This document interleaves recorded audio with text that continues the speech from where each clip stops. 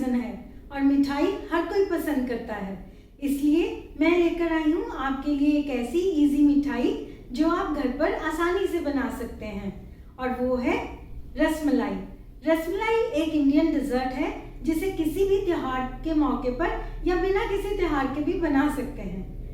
तो चलिए बनाते हैं रसमलाई। लेकिन शुरू करने से पहले यदि आपने मेरे चैनल को अभी तक सब्सक्राइब नहीं किया है तो प्लीज़ मेरे चैनल को सब्सक्राइब कीजिए, मेरी रेसिपीज़ को लाइक कीजिए और ज़्यादा से ज़्यादा इन्हें शेयर कीजिए। तो चलिए बिना टाइम वेस्ट किए लेट्स गेट स्टार्टेड। रसमलाई बनाने के लिए मैंने 2 लीटर गाय का कच्चा दूध लिया है। जब भी कोई बंगाली मिठाई बनाएं हमेशा गाय का कच्चा दूध ही लें, नहीं तो बाज़ार का टोन मिल्क भी ले सकते हैं। मैंने 1 कप चीनी ली है, थोड़ा सा इलायची पाउडर फ्लेवर के लिए। छेना बनाने के लिए 2 नींबू का रस निकाल लेंगे। ये करीब 2 टेबलस्पून के करीब रस निकला है। अब इसमें 2 टेबलस्पून ही पानी डालकर डाइल्यूट कर लेंगे।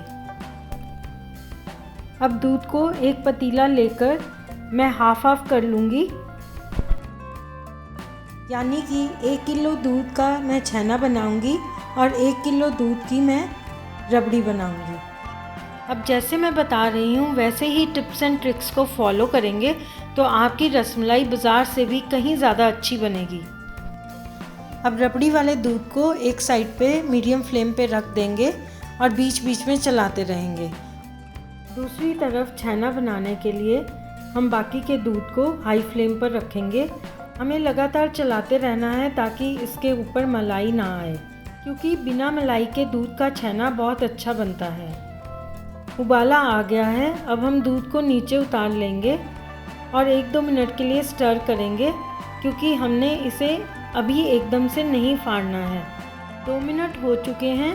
अब हम डाइल्यूट किया हुआ लेमन जूस इसमें डालेंगे, लेकिन इसे एकदम से नहीं डालना है, हमें छानकर इसमें थोड़ा थोड़ा करके डालना है। लेमन जूस को हम छानकर इसलिए डालते हैं ताकि इसमें जो रेशे हों वो छन जाएं, क्योंकि अगर रेशे छेने में चले गए तो फिर वो उसमें से नहीं निकल पाएंगे और हमारा छेना ख़राब हो जाएगा। ये सारा लेमन जूस मैंने थोड़ा थोड़ा करके इसमें डाल दिया है और देखिए ये फिटना शुरू हो गया है। इसे 1-2 मिनट ऐसे ही स्टर करेंगे तो देखिए छेना बनकर तैयार हो गया है। पानी का कलर भी चेंज हो गया है। जब इस तरह से ग्रीन कलर का पानी आ जाता है तो इसका मतलब हमारा छेना बनकर तैयार हो गया है। मैंने एक बर्तन पर छलनी रखी है, उसके ऊपर साफ़ कपड़ा रखा है जिसमें मैं इस छेने को पलट दूंगी।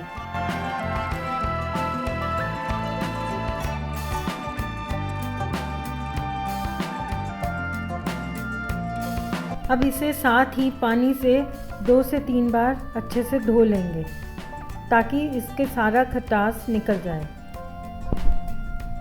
अब इसे इस तरह से अच्छे से निचोड़कर किसी वेट वाली चीज़ के नीचे 20 मिनट के लिए रख देंगे। आप चाहें तो इसे हंग भी कर सकते हैं। अब हम रबड़ी भी चेक कर लेते हैं, जिसे हमने मीडियम फ्लेम पर रखा था और बीच बीच में स्टर किया था। इसको भी उबाला आ गया है। अब इसमें डालेंगे 1/2 टीस्पून के करीब इलायची पाउडर और केसर जो हमने पहले से ही घोल के रखा हुआ है। अब इसमें मैं डालूँगी 1 पिंच के करीब येलो फूड कलर। ये ऑप्शनल है, आप चाहें तो डालें चाहें तो ना डालें, लेकिन मैं इसलिए डाल रही हूँ क्योंकि मुझे इसे बिल्कुल बाज़ार जैसी रसमलाई का कलर देना है। अब मैं इसमें डालूँगी 1 कप चीनी। चीनी आप अपने स्वाद के अनुसार कम ज़्यादा कर सकते हैं और सबको एक बार स्टर कर देंगे। अब इसे 1 से 2 मिनट के लिए चलाएंगे ताकि चीनी घुल जाए। देखिए रसमलाई की रबड़ी का कलर भी बिल्कुल बाज़ार जैसी रबड़ी जैसा ही आया है।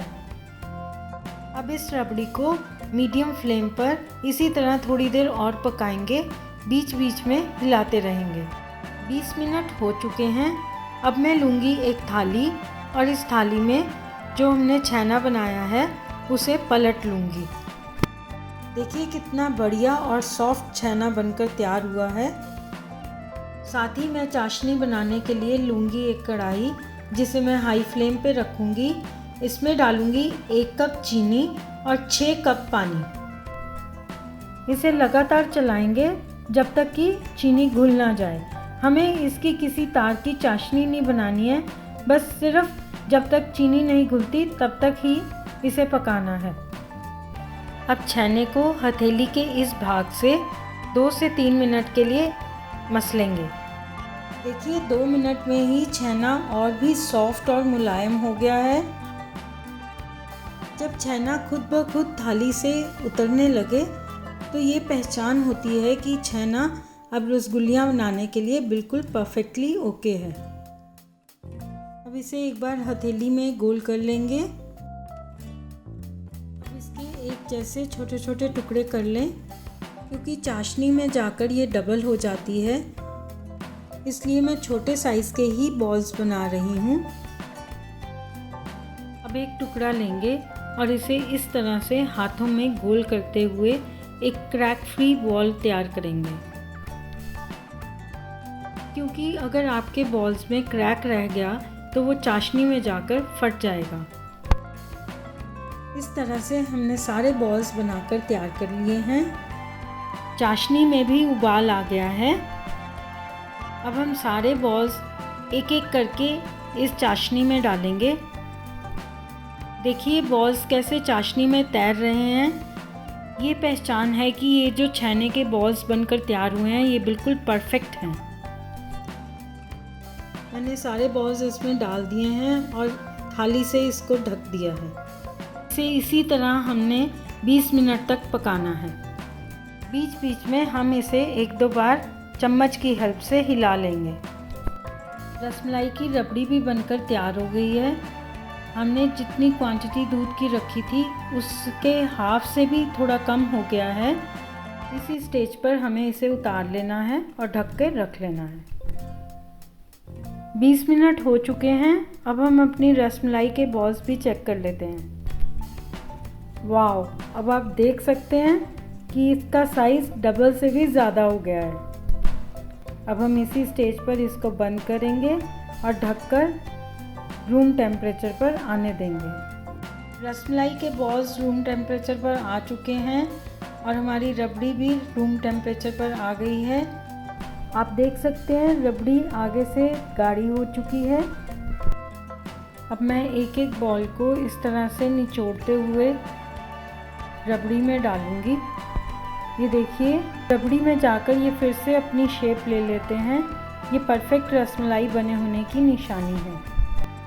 मैंने सारे बॉल्स इसमें पलट दिए हैं। देखिए सबने रबड़ी में जाकर फिर से अपनी शेप ले ली है। ये बहुत ही सॉफ्ट और स्पॉन्जी बने हैं।